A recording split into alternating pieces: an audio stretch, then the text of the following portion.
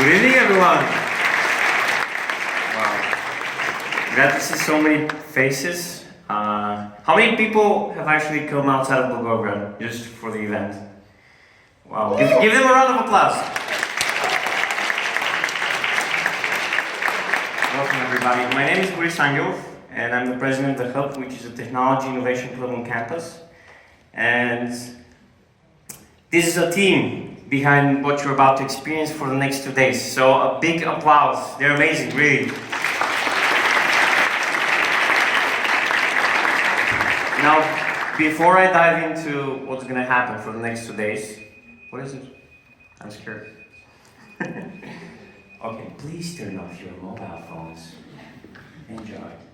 Okay, so before I dive right into what's going to happen for the next 2 days, I would start with a question. How many of you are students in Sport University? Can you see a show of hands? Okay, that's most of you. Now, out of those people who raised their hands, how many do you think that you cannot really extract all the value and fulfillment from school, or you're feeling bored with your classes and you're not really finding the necessary tools to succeed in life? Okay, some of you. Okay, let me ask you, how many of you are this person? Okay. So, I think it's really important when we're doing something on a regular basis that we really ask ourselves the question, what is school for? And I don't have a prepared answer for this. I really want to have intake from the audience here. So if anybody wants to answer, I'm not going to point anything.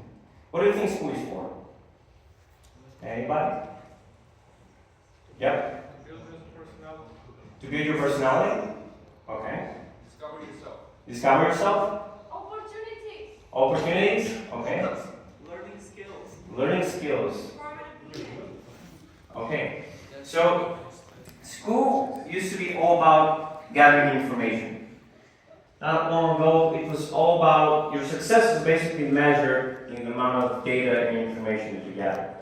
However, this model has changed drastically since the arrival of the thing we now know today as internet. And everybody has it, and I'm pretty sure most of you have this in your pockets right now, or some of you are actually using it this morning. So why am I sharing all this? You have the capacity to know, not only you, but a 12-year-old child can know more than a professor or a teacher, and somebody who's going to teach you in the matter of a whole semester information. If the teacher's sole only role is to give you information, then it's no use because everything is one search away.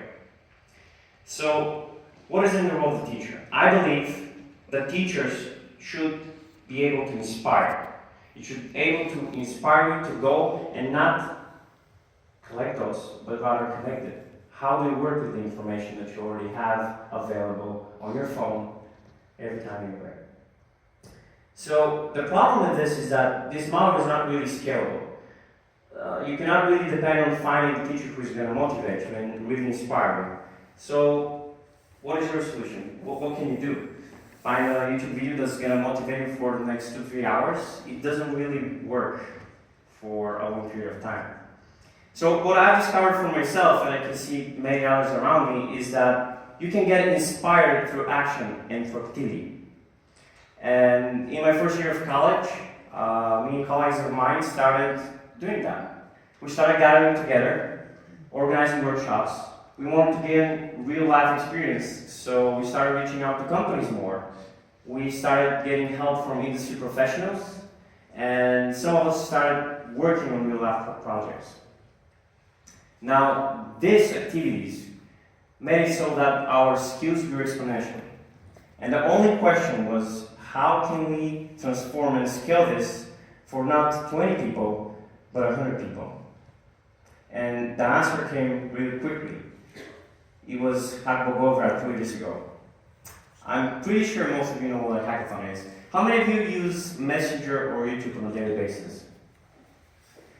Okay, do you know that it's actually a result of a hackathon? The point here being is nobody's going to expect you for the next 2 days to develop the next big app or something like that. But rather to explore something that you have not explored before. And you're going to have the opportunity for some of you who haven't really participated in working a team, and also get help from people who have already been through that. 2 years ago, we organized the first hackathon. It was pretty rough. We had almost no idea what we were doing. But we got an enormous amount of feedback, and the year after that, we organized a hackathon again. It was with a team. We decided to get a team that will be, that a lot of students can really relate to. And that was innovation in education.